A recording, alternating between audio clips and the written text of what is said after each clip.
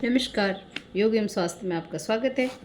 क्या करूं, रह रहकर आती है रात में खांसी, पूरी नींद नहीं ले पाती, गले में इतना तेज़ दर्द हो जाता है जैसे किसी ने लगा दी हो फांसी। जी हाँ, इस मौसम में जब बरसात का मौसम चल रहा है तो अक्सर हम भीग जाते हैं। ये खाने पीने में हम अपना ध्यान नहीं रखते तो हमें खांसी भी हो जाती है। देखिए, जब प्राणवायु उदान वायु के साथ मिलकर बड़े वेग के साथ गले की मार्ग से बाहर की ओर निकालती है तो वो खांसी होती है, क्योंकि उसमें वेग होता है और गले से खर खर की आवाज़ भी आती है।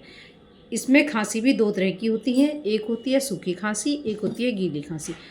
गीली खांसी अर्थात जिसमें कफ होता है, सूखी खांसी इसमें कफ नहीं होता है। अब हम इसके लक्षणों को कैसे पहचानेंगे?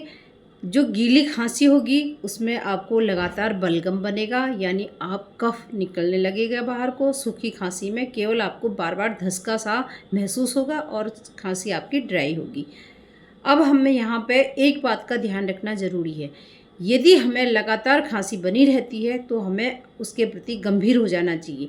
हाँ, अगर इसके कारण क्या होते हैं, धूल धुआं वाले एरिया में जब आप जाते हैं तो किसी को या कहीं पर मिर्च का छौंक वगैरह लगा रहा हो तो वहाँ पर भी उसको एकदम से खांसी आती है। ठीक है, उससे कोई आपको, वो एक ऐसी खांसी है आपकी, वो ऐसे ही और सही हो जाएगी। उसमें आपको थोड़ा बहुत प्रिकॉशन रखने की आवश्यकता होती है। दूसरी बात है, मल मूत्र का वेग रोकने पर भी खांसी होती है, क्योंकि वो गैस के रूप में ऊपर को प्रेशर मारती है। तीसरा है, कभी कभी भोजन जो होता है श्वास नली में चले जाने पर भी खांसी आती है। और जुखाम में चिकनाई युक्त पदार्थ लेने से, और जुखाम जो हमारा नाक के रास्ते वो श्लेष्मा निकलना था उसको आपने दबाने के लिए एकदम जो दवाई ले ली, उससे भी आपकी जो है वो खांसी यानी कफ बन जाएगा अंदर, और वो एक भीषण रूप धारण करके बाहर आएगा।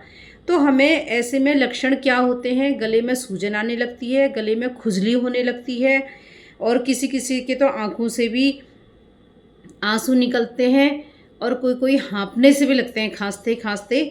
तो हमें उस समय केवल कुछ बातों का ध्यान रखना है। हाँ, अगर आपके खाते समय एकदम से श्वास नली में कुछ चला जाए तो एकदम नाक को आप यूँ पकड़ लीजिए और मुंह से तेज़ी से सांस लीजिए, वो तो अपने आप नीचे आ जाएगा।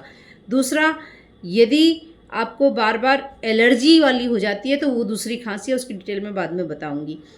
साथ ही साथ आपको मुलेठी, खजूर, शहद, अदरक का रस थोड़ा सा निकाल के शहद में उसका सेवन करना है। गर्म पानी का सेवन करना है। ताड़ासन करें, त्रिकोणासन करें, भुजंगासन करें, कपालभाति करें, और भस्त्रिका प्राणायाम इसके लिए बहुत ही लाभप्रद है। आप करके देखिए। आपकी जब हम अदरक और उसका रस निकाल के शहद के साथ चाटना आरंभ करते हैं तो कफ आपका जितनी बार भी निकलता है, कफ को आप निकालिए। ये नहीं कि उसे गटक दें। अगर आपने उसे कफ को वापस अंदर ले लिया तो आपको आपके फेफड़ों में वो जम जाएगा और टीबी का रूप ले लेगा। इसीलिए ये गलतियां बिल्कुल न करें। यदि आप स्मोकिंग करते हैं तो वो उसको छोड़ दीजिए, क्योंकि ये भी हमारे फेफड़ों को नुकसान पहुंचाती है। नमस्कार।